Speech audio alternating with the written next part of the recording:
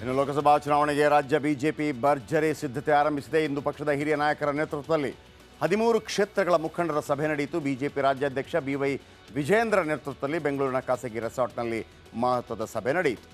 ಆಗ ಕೇಂದ್ರ ಸಚಿವ ಭಗವಂತ್ ಖೂಬಾ ಸ್ಪರ್ಧೆಗೆ ಶಾಸಕರಾದ ಪ್ರಭು ಚವ್ಹಾಣ್, ಶರಣು ಸಲಗಾರ್ ಸೇರಿದಂತೆ ಜಿಲ್ಲೆಯ 8 ಕ್ಷೇತ್ರ ಇದೆ. ಅಲ್ಲಿ ಎಲ್ಲ ಕ್ಷೇತ್ರದ 8 ಮುಖಂಡರು ವಿರೋಧ ವ್ಯಕ್ತಪಡಿಸಿದ್ದಾರಂತೆ. ಇನ್ನು ಕೊಪ್ಪಳದಲ್ಲಿ ಸಂಗಣ್ಣ ಕರಡಿ ವಿರುದ್ಧ ಕೂಡ ವಿರೋಧ ವ್ಯಕ್ತವಾಗಿದೆ ಇವತ್ತಿನ ಸಭೆಯಲ್ಲಿ. ಸೊ ಹಾಗಿದ್ರೆ ಇವತ್ತಿನ ಸಭೆಯಲ್ಲಿ ಆದಂತಹ ಕೆಲವು ನಿರ್ಣಯಗಳು, ಫುಲ್ ವಿಜುವಲ್ ತಗೊಳ್ಳಿ ಇದನ್ನು. ಇವತ್ತು ಸಭೆ ನಡೆಯಿತು. ಇವತ್ತು ನಡೆದಂಥ ಶಾಸಕಾಂಗ ಪಕ್ಷದ ಸಭೆ, ಎಲ್ಲ ಪ್ರಮುಖ ನಾಯಕರು ಪಾಲ್ಗೊಂಡಿದ್ದರು. 13 ಕ್ಷೇತ್ರದ ಲೋಕಸಭಾ ಕ್ಷೇತ್ರದ ಟಿಕೆಟನ್ನು ಅಂತಿಮಗೊಳಿಸುವಂಥ ವಿಚಾರಕ್ಕೆ ಸಂಬಂಧಪಟ್ಟ ಹಾಗೆ ನಡೆದಂಥ ಸಭೆ. ಅದರಲ್ಲಿ ಬಹಳ ಪ್ರಮುಖವಾಗಿ ಭಗವಂತ್ ಖೂಬಾ ಮತ್ತು ಸಂಗಣ್ಣ ಕರಡಿ, ಕೊಪ್ಪಳ ಮತ್ತು ಬೀದರ್, ಈ 2 MP ಗಳು ಕೂಡ ಇದ್ದರು. ಆದರೆ ಇವರಿಬ್ಬರಿಗೂ ಕೂಡ ಟಿಕೆಟ್ ಕೊಡಬಾರ್ದು ಅನ್ನುವಂಥ ರೀತಿಯಲ್ಲಿ ಆಕ್ರೋಶ ವ್ಯಕ್ತವಾಯಿತಂತೆ.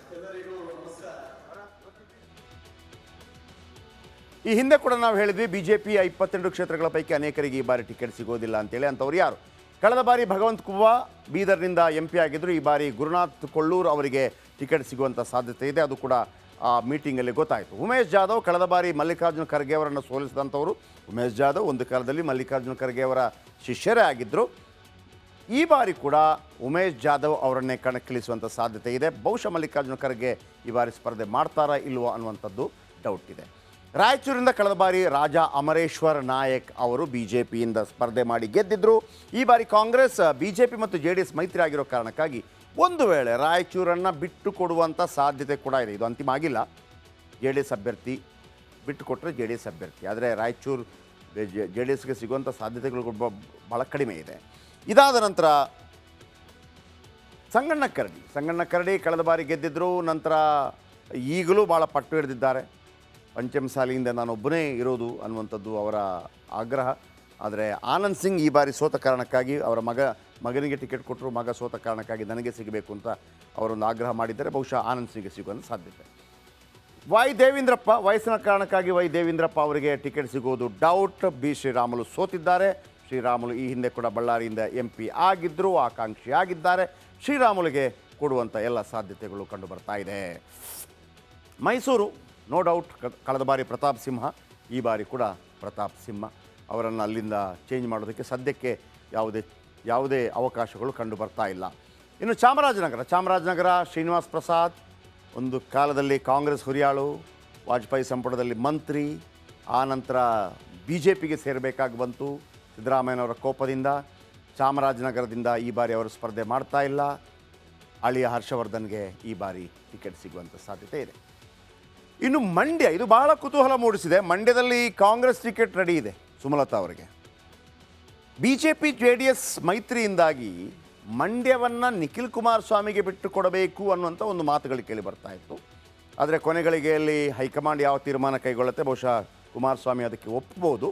ಅಂದರೆ ಕುಮಾರಸ್ವಾಮಿ ಅವರ ತಲೆಯಲ್ಲಿ ಹೇಗಿದೆ ಅಂತಂದರೆ, ಈ ಬಾರಿ ಅಂದರೆ ನಾವು ಹೇಳ್ತಾ ಇದ್ವಿ ಅವರನ್ನು ಕೃಷಿ ಖಾತೆ ಸಚಿವರನ್ನಾಗಿ ಮಾಡ್ತಾರಂತೆ, ರಾಜ್ಯಸಭೆಗೆ ಆಯ್ಕೆ ಮಾಡ್ತಾರಂತೆ, ಅವರು ಚನ್ನಪಟ್ಟಣಕ್ಕೆ ರಾಜೀನಾಮೆ ಕೊಡ್ತಾರಂತೆ. ಚನ್ನಪಟ್ಟಣಕ್ಕೆ ರಾಜೀನಾಮೆ ಕೊಟ್ಟರೆ ಅಲ್ಲಿಂದ ನಿಖಿಲ್ ಅವರನ್ನು ನಿಲ್ಲಿಸ್ತಾರಂತೆ. ನಿಖಿಲ್ ಅವರನ್ನು ನಿಲ್ಲಿಸಿದ್ರೆ ಚನ್ನಪಟ್ಟಣದಲ್ಲಿ ಯೋಗೇಶ್ವರ್ ನಿಲ್ಲೋದಿಲ್ಲೋ ಅಂತಂದರೆ ಇಲ್ಲ, ಯೋಗೇಶ್ವರ್ ಅವರಿಗೆ ಬೆಂಗಳೂರು ಗ್ರಾಮಾಂತರ BJP MP ಟಿಕೆಟ್ ಕೊಡ್ತಾರಂತೆ. MP ಟಿಕೆಟ್ ಮತ್ತು ಉಪಚುನಾವಣೆ ಒಂದೇ ಸಲಕ್ಕೆ ಆದಾಗ ಒಳಪೆಟ್ಟು ಇರೋದಿಲ್ಲ. ಹಾಗಾಗಿ ನಿಖಿಲ್ ಕುಮಾರಸ್ವಾಮಿ ಚನ್ನಪಟ್ಟಣದ MLA ಆಗುವ ಸಾಧ್ಯತೆ ಇದೆಯಂತೆ. ಸೊ ಹಾಗಾಗಿ ಸುಮಲತಾ ಅಂಬರೀಷ್ ಅವರಿಗೆ ಇದೀಗ ಟಿಕೆಟ್ ಕೊಡೋದಕ್ಕೆ JDS ಒಪ್ಕೊಂಡ್ಬಿಟ್ರೆ BJPಯಿಂದ ಅವರು ಸ್ಪರ್ಧೆ ಮಾಡ್ಬೋದು. ಮಂಡ್ಯದಿಂದಲೇ ಸ್ಪರ್ಧೆ ಮಾಡ್ತೇನೆ ಅಂತ ಹೇಳಿದ್ದಾರೆ. ಕಾಂಗ್ರೆಸ್ ಕೂಡ ಆಫರ್ ಕೊಟ್ಟಿದೆ.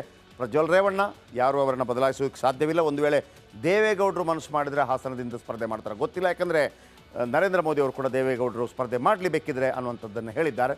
ಇನ್ನು ತುಮಕೂರು, GS ಬಸವರಾಜ್ ದೇವೇಗೌಡರನ್ನು ತುಮಕೂರಲ್ಲಿ ಸೋಲಿಸಿದ್ದು ಇದೆ. GS ಬಸವರಾಜ್ ಇವರ ಪುತ್ರ ಕೂಡ ಅಲ್ಲಿ ತುಮಕೂರು ನಗರದಿಂದ ಜ್ಯೋತಿ ಗಣೇಶ್ MLA. ಸೋಮಣ್ಣ ಅವರನ್ನು ಸಮಾಧಾನಪಡಿಸಿದ್ದು ಇದೇ ಒಂದು ಕಾರಣದಿಂದಾಗಿ ಸೋಮಣ್ಣ ಅವರನ್ನು ಈ ಬಾರಿ BJPಯಿಂದ ಸ್ಪರ್ಧೆಗಿಳಿಸ್ತಾರೆ ಅನ್ನುವಂಥ ಮಾಹಿತಿ ಇದೆ. ಇನ್ನು ಚಿಕ್ಕಬಳ್ಳಾಪುರ BN ಬಚ್ಚೇಗೌಡರು ಕಳೆದ ಬಾರಿ ಇಲ್ಲಿಂದ MP ಆಗಿದ್ದರು, ವಯಸ್ಸಾಗಿದೆ. ಮತ್ತು ಅವರ ಮಗ ಶರತ್ ಬಚ್ಚೇಗೌಡ ಕಾಂಗ್ರೆಸ್ನಿಂದ MLA ಆಗಿದ್ದಾರೆ. ಆಲ್ರೆಡಿ ಅವರು ನಿವೃತ್ತಿ ಘೋಷಣೆ ಮಾಡಿದ್ದಾರೆ. ಡಾಕ್ಟರ್ ಕೆ ಸುಧಾಕರ್ ಅವರಿಗೆ ಕೊಡುವಂಥ ಸಾಧ್ಯತೆ. ಸುಧಾಕರ್ ಚಿಕ್ಕಬಳ್ಳಾಪುರದ ಸೋತಿದ್ದಾರೆ.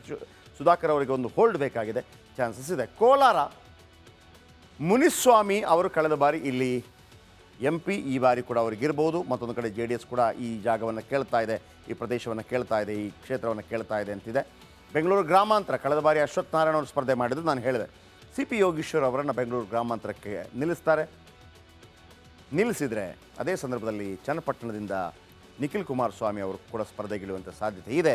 ಅದು ಯಾವಾಗ ಅಂತಂದರೆ ಕುಮಾರಸ್ವಾಮಿ ಅವರು ರಾಜ್ಯಸಭೆಗೆ ಆಯ್ಕೆಯಾಗಿ ಮಂತ್ರಿಯಾದರೆ. ಮತ್ತೊಂದು ಕಡೆ